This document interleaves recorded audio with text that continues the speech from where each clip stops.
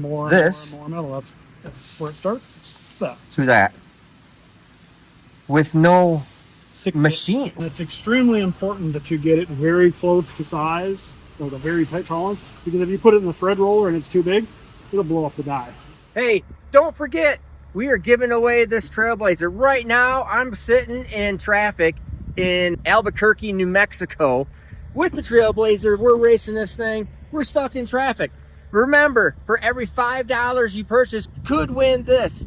All you need to do is go to SteveMorrisEngines.com. You'll see a link there with all the information about the Trailblazer. Go to our YouTube, go to Facebook. You can see us running this thing, running Tom Bailey right to death with this. This thing, we got 1,000 miles on it so far, and it's just been spotless, flawless. So remember that we're giving this thing away. Go to SteveMorrisEngines.com. All right, we are here with P1. Now, like I said before, I get fasteners from P1. You are? Mark. Mark? Yep. And so this is the first time I've been here, and they do billet blocks. Are we gonna get to look at blocks today? Absolutely. All right, they do billet. Yeah, they do billet blocks at the faster production rate than I can. Well, I don't know about that some days. But no, I'm telling you right now, it's faster than us. We got a whole bunch of, this is aluminum material. There, so, we always definitely try and keep a lot of that around. Yep. But obviously you can see on the floor here, all the bar steel anyways for the fasteners is all sitting around. This is just a load that we got in the other day. So these are high-end studs, main studs, head studs, any kind of stud, bolt. Rod bolts. This is, rod bolts. This is where it all starts out. So everything's color-coded, so that indicates what the material is. Color-coded, yep. And then obviously everything has a tag on it too. Oh. But what we do as an extra precaution, I mean, we buy certified steel, but we have a metallurgist on staff that actually cuts pieces off of this and verifies it. So what's yellow? Well, now you're asking me questions. Oh my gosh. You can't tell me what it is. So typically yellow, or the yellow is 8740. 8740. Then we have 6304. Sorry, no, that's H11. H11. And the blue stuff over there is 6304. Ah, okay. The blue stuff over there, 6304. So, for example, 8740. That's just a typical. That's our base material. Yeah, base material, regular stuff. H11 is spendy. Yep. To say at least. This is typically actually for us. What we do in SMX is that would be on main stud in an H11. Yeah, we do H11 for like our top fuel blocks, head studs, main studs, stuff like that. 625 is also because they have a very high torque yield. You'll torque that like a 1/2 inch head stud or whatever to, or 9/16 head stud to probably 150, 180, something like that. Talk to the top fuel guys; they kind of go a little further than that even. But typically, like a normal head stud in a top fuel block, for example, is a 9/16 to 1/2 inch step. Yep. And we normal torque on that is about 150 foot-pounds. Yeah. Now those guys are going like 165, 170. I don't recommend that, but they're also trying to do something that's way outside of the normal. Oh, outside of the normal, yes. So all these little machines here, what are these all? So these are kind of like our secondary off machines and some of our centerless grinders. Oh. So off to the right here is where everything starts. So those blue machines, the long machines right there, the Swiss machines, that's what we do all of our blanking. Oh, okay. So the rod gets put in, automatic bar feeders. Yeah. The rod gets put in there and it gets kind of rough to shape. So we'll cut it to length, we'll taper it down or do whatever we have to do to get it looking sort of like a stud. Yeah. Put the broach on the end as well too, like where your hex key would go to put the stud into the block.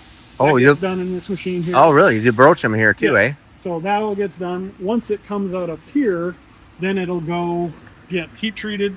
It'll get centerless ground, and then it'll get thread rolled. So we'll kind of go through the whole circle and we'll show you all of that. Oh, you thread roll after you heat treat? After heat treat, absolutely. I want to see what a thread roller looks like. Yep, we'll show you. All They're right. actually really cool machines. They're super old machines that we get redone and retooled and Oh, really? So because the old machines are the best, and it. There are. And you'll see what they look like. I mean, they got huge bases on them. They're super solid.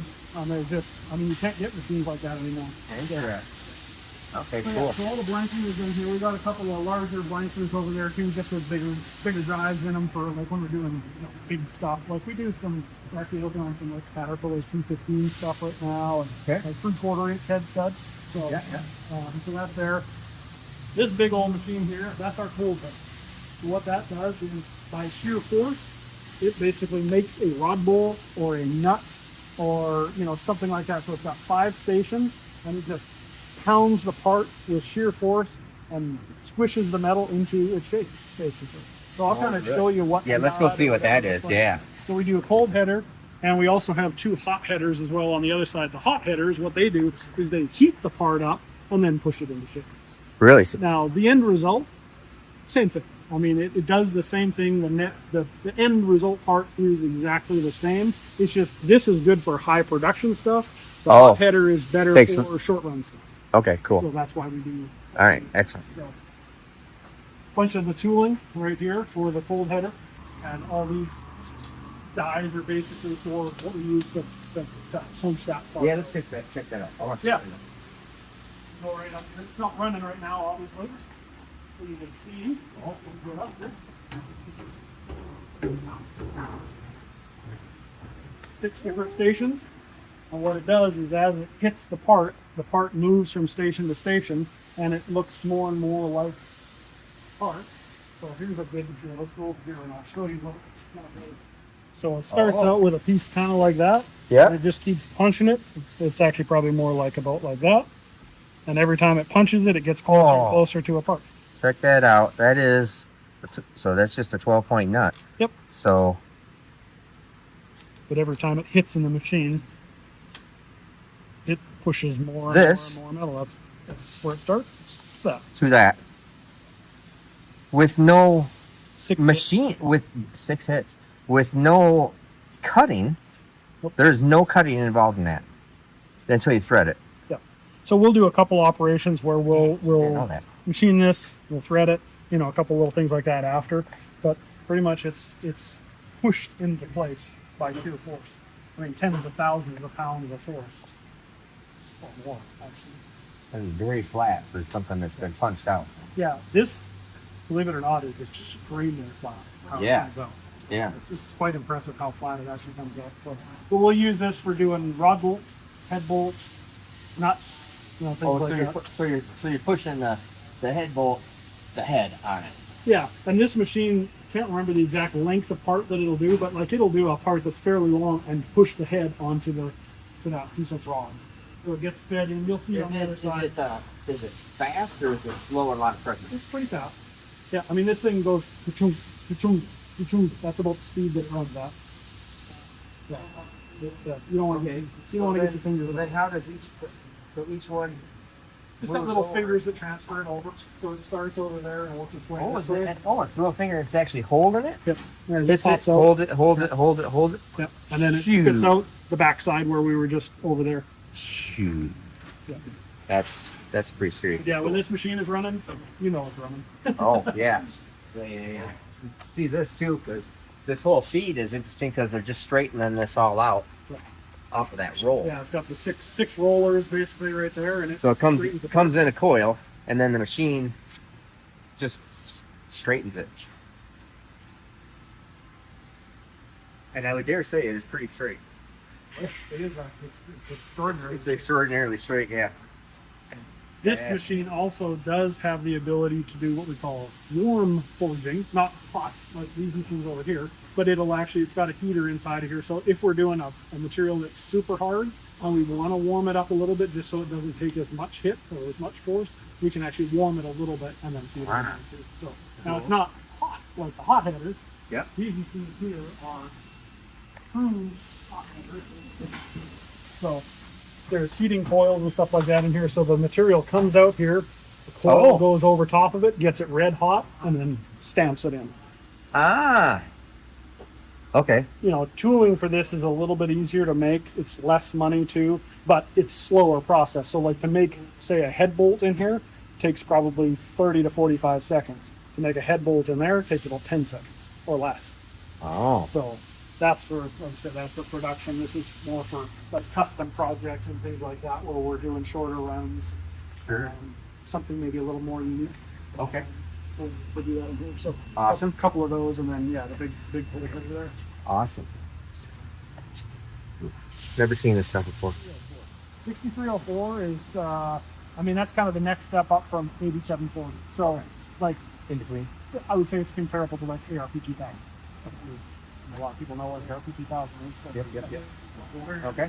There's a bunch of blocks sitting here that we're measuring up, checking, building something for Yep.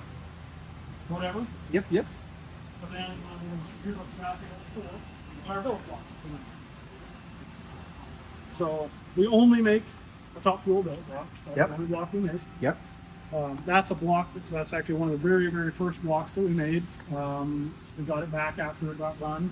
Because we got it back. Antron Brown did some testing for us on it. So he ran it, made a bunch of runs on it. We brought it back, put it in our CMM, measured it, made sure that it was good. It stayed exactly where it was, and it still passed the measurements that we send a brand new block. Okay. So I mean, it's dart and sleeves. Yep. Probably use a whole bunch of those.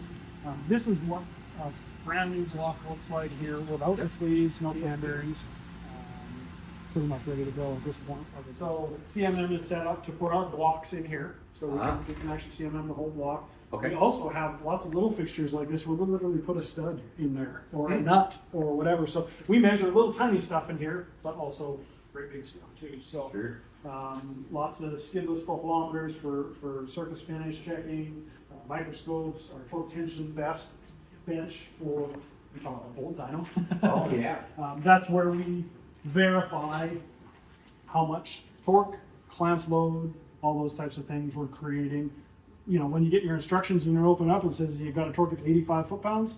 This is what verifies that that is the correct amount of torque with the proper lube, all those kinds of things. And that's one thing we do different than a lot of others is we actually provide the torque spec, which everybody does, but we also provide the clamp load.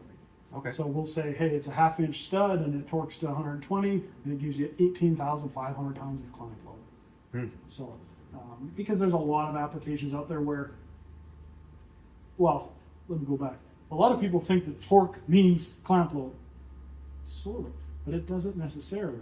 I mean, what the proper lube that you're putting on it, all those types of things really affect that clamp load. We just did a seminar here actually where we took a 1/2 inch part, like just a standard 1/2 inch stud, and we did a test with oil, with our torque point lube, and with peanut butter, all at 120 foot-pounds of torque. With oil, the part had 8,900 pounds of clamp load. With our torque point lube, it had about 14,000 pounds of clamp load. With peanut butter, it yielded the part. All at the same torque. So that shows you how important the right lube is on a part.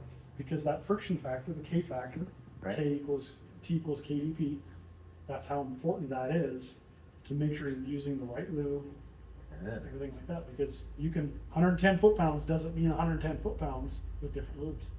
So, but that's where we spend a lot of time here verifying that, measuring that clamp load, just verifying all that information. And we actually have a reasonable amount of fasteners out there that people look at and go, well, you know, you say, 85 foot-pounds and so says 95 foot-pounds. Well, theirs must be better. Well, that's not what that means. It means that there's a little bit different friction factor. Maybe the lube is different, maybe the way the part is made. And ours could potentially, and most of the time does have a higher clamp load at that lower torque. But so Interesting. Yeah. And yielded A lot of at what peanut butter has and it broke the bolt, broke the stud. Not necessarily break. I mean, yield doesn't mean broken, but it means that you've likely Stretched. permanently distorted that fastener. Right. I mean, you've stretched Stretched it it, and beyond. it's not going to go back to its original shape. So, Right. peanut butter is like Detroit number 2. Peanut Yeah. butter, everybody calls it, is a fantastic lubricant. But the two problems is one is it's almost too slippery, and two is it does not repeat well. So, like our torque point lube versus peanut butter. I mean, our torque point lube repeats within a couple % every single time you torque it. Peanut butter, every time you torque it, the value goes up and up and up, like the load goes up and up and up, and you can actually, in fact, torque it 3 or 4 times and end up yielding the part with the same amount of torque just because the friction factor changes so much. So we're actually working on a new lube right now that's going to be very similar to peanut butter, but actually repeat better like our torque point does. So because sometimes you need something super slippery, sometimes you don't. And I mean, when you get into high torque values and high loads, you also potentially start galling the washer, galling the nut, because that friction is so high. So you need a proper lube, but sometimes too slippery isn't good. Interesting. Might be changing loops. There's a lot All right. in fact, and this new SF4 that we're working on probably give you something that would be pretty interesting to see, because it heats very well. And it's designed for H11, 625. Okay. But here's where we machine the blocks. All right. So this guy here is where we start out. We take the block, cut the deck surface off on an angle, and it sits up in here upside down, and we machine the bottom of the block first, like the pan rail area, the line area, stuff like that. That gets all done here, and then it moves over to the big Mazak, and that's where it gets finished. Obviously, it's up to the stain. But you'll see obviously that's sitting up there right now. I think it's on operation 30, if I'm not mistaken. It's been heat treated, vibratory stress relief, and cryo treated at this point, and now it's getting the finish machining done. Yep. Okay. Yeah, like to talk about the heat treat and the cryo for sure. All right. We use this Mazak for doing all the main caps, so we got all the fixtures in there for with all of our own main caps, obviously, as well. That Mazak, we don't use it as much right now, but we do use it for like some round spooling of different things, like even like the cam cap, and then the back of the block. What we do is this little cap holds the rear cam bearing, and it pushes in. It's an O-ring or whatever, and a snap ring that holds it in. Okay. We'll do some of that in there and different things. Okay. We've got a couple other projects that we're working on that probably going that. But yeah, as far as heat treating goes, all this stuff along here is all of our, our washers, heat treat, our cryo treat, and we do vibratory stress relief as well on all the blocks. Okay. So I don't know if you're super familiar with that, but basically what it does is Yeah, just vibrates takes crap the out block. of it. Yeah. That's what we say. This is basically shaking the crap out of it. Yeah. Goes on here, that little motor spins at different RPMs, and we find basically where the block gets to a weird harmonic, and we leave it there and just let it How shake. do you determine that it's weird about All the tools, or all the cables and stuff like that on Okay. and every block's a little different. I mean, some have to stay on here for a very short period of time. Some stay on for a long time. It just really depends on. So you're stress relieving before heat treat? After. Actually, yes. After heat treat. So, Okay. heat treat and cryo treat. We do cryo treat all of our blocks as well too. That's something that not a lot of people do, but we have found some advantage to that. Okay. Everything, like I said, is vacuum heat treat not only on our blocks, but also on all of our fasteners. So I mean, we're basically getting rid of the atmosphere, heat treating the part, so it's consistent. I mean, if it's hot or cold outside, or high humidity, high pressure, low pressure, we get rid of all that. So every single time we do a batch, it repeats the same over and over. Is there actually a fit here? Yep. So the main cap, of course, that's what holds the main cap or registers it in there. And yeah, we have a very tight tolerance that we hold in there. Obviously, these guys are trying to pull the caps off and put them back on in a hurry in the pits. Yeah, we spent a lot of time on that. Yeah. We're trying to perfect that clearance, Yeah. making sure that obviously it's tight enough that you don't have to like pull the block in a whole bunch to get it tight. Right. But I mean, it's still got to be snug in there. So once you do up the side bolts and everything like that, it's physically locked in there. Right. But it's got to relieve enough so that you can. So you pull it out, yeah. Yeah. Take a real good picture of that. That's interesting. Censor that, Steve. Your battery's low, by the way. Yeah. All right. Then One of the things we also do too is, so I told you, like when we cut the deck off the block before we a two block from every single block. And what we do is this represents the thickest part of the aluminum inside the block. Okay. So it goes through heat treat, cryo, everything like that with the block. You see 108, that's serial number 108. And we keep that for future reference. Somebody calls it potatoes block soft. We cut a piece off, same thing, we test it. So we can tell them, how hard the block actually is from that coupon. So that's something that we've always done. Obviously the different fixtures, the holes in the blocks, the little machines, Yeah. So that's a forged bolt.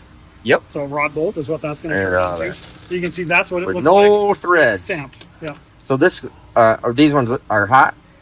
These Hot hit? have been. No, those are cold headed. These are cold headed. Yep. Okay. So this is what they look like after they come through that punch. Multi headed. So obviously cold-headed. several more steps Yeah. to go, but that's a bolt.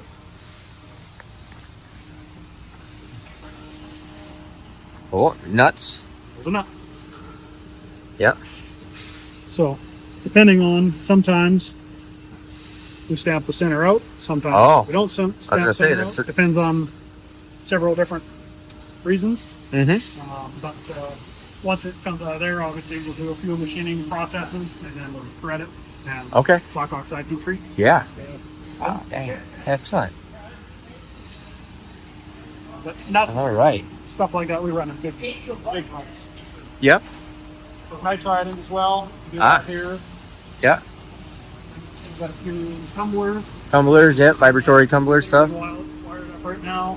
There's one of them right there running. Yep. Just took the material out of it. There's no material still in it. So there'll be parts that'll be going through there shortly. Okay. So that's kind of a part after it's been tumbled, what it looks like. And then it'll go for laser etch. So we put all the part number, the serial number, everything like that on every single part. Oh, And really? then black oxide as well. Wow. Can you see the laser etch through the black oxide? Oh, okay. So our part number, or sorry, our logo, the part number, and the batch number. Nice. That's actually our new LS head bolts that we just started doing. New LS head bolts. Yep. Very good. Hopefully with the proper lube and everything, then we'll be able to get away from a head stud. No, stud's still better, So it's still better. price wise. You know, those are $150 versus the stud kit is $300, right? Okay. So Okay. These are our centerless grinders. So after they come out of the blanking machine and get heat treated, they go into the centerless grinder. So Okay. what it does is centerless means we're not, Yeah. using a center. Can you see that real quick? I can show you. We can open up one here. Always wondering how it works.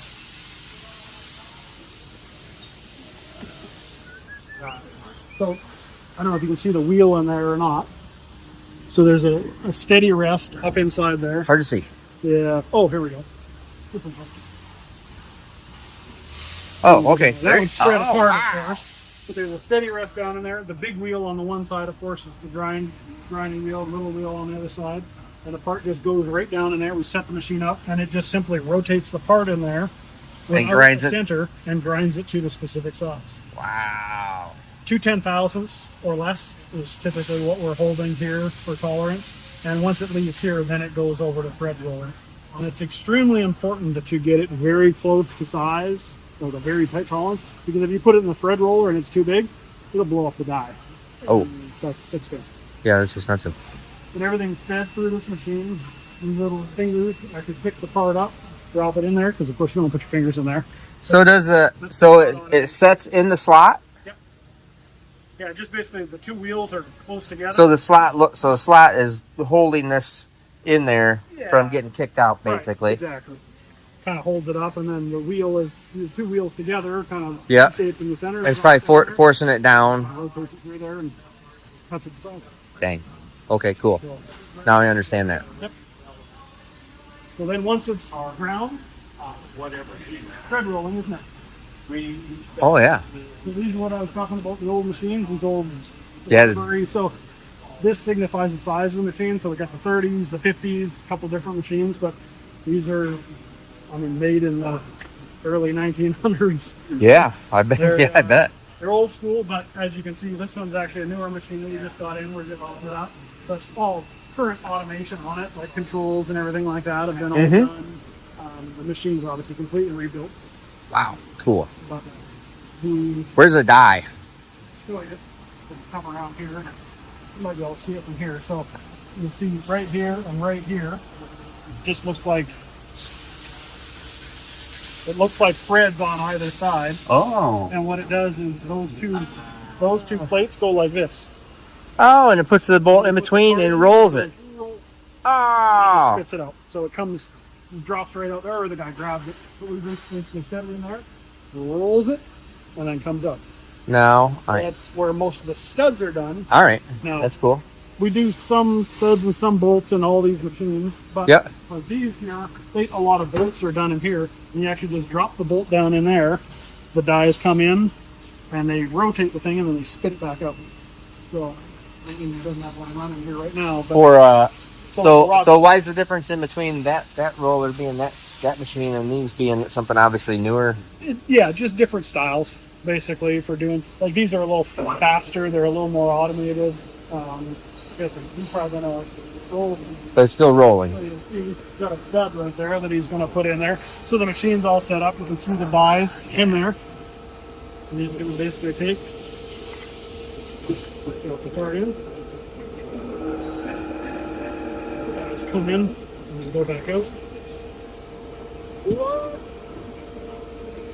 Okay. I see that at a different angle. That's pretty crazy.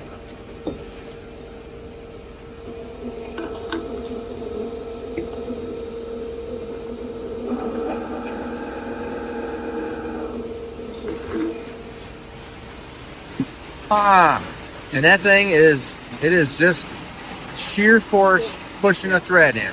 Just rolling it, no cutting. No cutting. Don't put your finger in there. Yeah. Unless you want it to look Does like, not- well, it won't even look like that. So No, if your does finger. It's going to take it off. But yeah, it does not cut the metal. It does not. Yeah, no cutting, just rolling. The metal in the shape. Wow. So that's why we heat treat it first, because if you think about it, so It changed the thread. yeah, if you heat treat this, or if you heat treat something with a thread on it, what do you think? Like at the top of the thread, this is exaggerated, but the top is going to see a whole lot different temperature than this. Oh yeah. So when you heat treat this and then push it into shape, it's very consistent as far as the hardness throughout the whole part. Right. That's why now it's harder on the dies, and it's much harder process to do, physically harder to do, but it makes a much better part. Wow. You can see all these rod bolts sitting here ready to be thread rolled. Yep. And Awesome. at every station, you'll see lots of measuring tools. Yep. So you can see he's physically measuring one right now after he did that. So we're going to check the threads. We're going to check, actually put a die on it, Uh-huh. rolling up all the way up. Outside of the threads. Sure. So I mean, every time they're doing a part, and it depends on what we're doing, but I mean, we check a lot, like 5 to 10 parts. Like Sure. every 5 to 10. Every parts, time we're checking. to make sure that nothing's moving or changing, deviating. We don't do like 1,000 parts and then check it. So are the old school machines, they're faster than this? Or it's just Kind of depends on what you're doing. I mean, it really varies, and it also depends on the size that you're rolling and stuff like that. There's a lot of factors that play into why we use this versus that versus that. wow. Okay. But that's how we put threads and stuff. No cutting, just rolling. Just rolling. Yep. Wow. Just over here, I can show you where we do like a lot of the secondary operations on like the nuts and Yep. the rod bolt, stuff like that. So, of course, you saw the nuts before with no holes in them. Yep. And then you see nuts with holes in them. So, obviously, sitting right here. There you go. That's what it started out as. You saw that. Yep. And here now it's mostly machined Okay. without threads. Yeah. So Then how do you thread on a nut? That's a tap. Yeah, we have tapping. That's a tap. These particular nut and the 2-aught programs, we have to machine one side of it and drill the hole, and then we'll flip it around, machine the flange, Okay. the bottom of the flange, and we'll tap it. Okay. And these are hardened before you tap too. Yes. Okay. So all these machines are kind of set up a little bit different depending on what we're doing. Some for bolts, some for nuts. Sure. We also have like a couple of like fillet rollers as well. If they're doing like on the underside of the rod bolt, where you're rolling that. Oh, yeah. Out bottom side, like I'll show Sure. you this machine right here. That's what they start out as from forging. Forging. There's our first op, and here's the second op. From here, they'll go to grinding. So is this ground to size? Now that is machine. That's rolled to size. We're cut at the size of this. Yeah, Well, that'll cut be that size. size. Yeah. Okay. Got it. Ah. All right. The grinding is typically there for the real precision before we roll the thread. Okay. So, because we can grind it a lot more precise than we can cut it. Sure. This machine here, drop the bolt down in there, and this basically rolls that Oh. radius into the bottom Sure. of the bolt. Sure. And there's a couple different machines that do the same job, but this is the easiest one to see. Okay. Wow. And then kind of the last step of the process is over here, packaging and laser etching. Okay. Cone tray goes in on the top of the part. These aren't done yet, obviously, but we're going to put our part number, our logo, and a batch number. Yep. Every single part. Every single part. So what comes out is what it's going to look like is a rod bolt, as you can see. It says P1 right there. There's the part number, and there's the batch number. 016 on the, or 014 on these ones. So Wow. do that, and then once that's done, we individually wrap every single part. Yep. And then once they go into a kit, now you'll see all the bulk fasteners here. But when they go into a kit, what we do is, for example, if there's 10 studs in a kit, those 10 studs go into a bag, and it gets vacuum sealed in a bag. The 10 nuts go into a vacuum sealed bag. The 10 washers go into a vacuum sealed bag. Then they go into a box with double-sided foam and get sealed up. Nice. So that box can end up at the bottom of the ocean, and the parts are still good. Now, And it's the still parts might good. not be good, but Yeah. the parts are good. All right. Awesome. Yeah, you can see here all the nuts, washers sitting here in bulk. Yep. The bins also indicate the material, Oh. so we color code everything. That really comes into play on the studs, which you'll see down this aisle. Remember we talked about Yep. how the bar was painted a certain color? Yeah. Same color. Oh. 304. Right Oh. behind you, 8740. Oh, okay. Red, H11. Yep. All right. All the bins, and you'll notice like every single stud is part numbered. The last letter in the part number is the material. So Okay. E190, 8740. All these are S's, they're S220s. Gotcha. These are H's, H11. Okay. That's we go through a lot of different process to make sure that we're keeping everything, and of course it all has part numbers on it. But, yeah. It's yours, babe. Babe.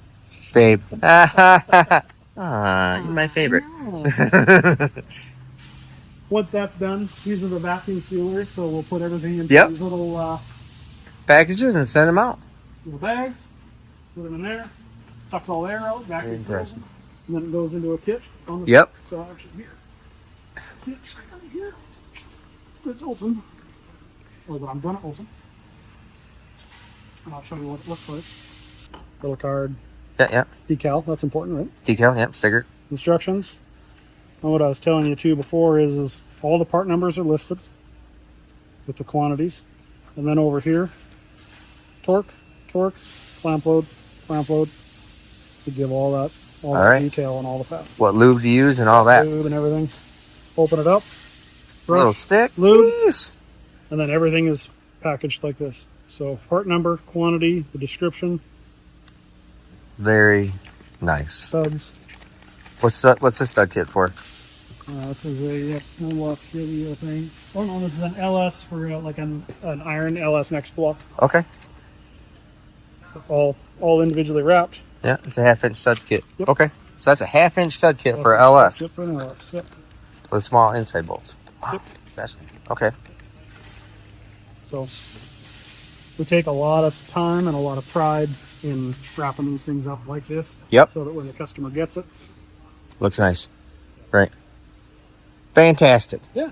Fantastic. A couple other packaging machines, like we have a little Yep. deal for doing Oh, yeah. stock. Yep, yeah. Like, Shrink it to a cardboard. LS cam bolts. Oh yeah. Probably use a couple of those here and there. Yep. Dang. All packaged up and ready. You can hang them on the wall. You can do them in bulk as well too. But Sure. that oil pump studs. Small block heavy, big block Yep. heavy oil pump stud. Nice. Wow. Lots of that stuff, and then all the kits on the shelf, and everything from your standard Chevrolet stuff to we do Lamborghini stuff. Yep. We do actually I think these right here are for a Lamborghini. Okay. But Nice. you know, we do lots of stuff for Dart, lots of stuff for Brodex, lots of stuff for Yep. Noonan, lots of stuff for Brad Anderson, and Oh yeah. done some stuff for you. Yeah. There's peanut butter lube there. Obviously, there's our your standard packages of our torque point lube. Ah, okay. The most important part, the decal. Well, I think we'll be doing a lot more together here. I'll have to start making kits for my stuff. I'm actually already making SMX studs, head studs, and I already had a whole bunch of ARP. We don't say ARP probably. Okay. That's a good part, yep. but I think we make a better part. Yeah, Really, truly. of main studs for them. But on all of my SML stuff, I have all my SMLs right now that we need to start working on our a nice kit for it. A real kit that would be nice, Well, and it's very easy.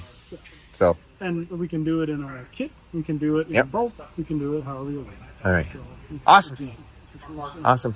All right. Well, we're gonna wrap this video up here, hon. Thank you, Mark.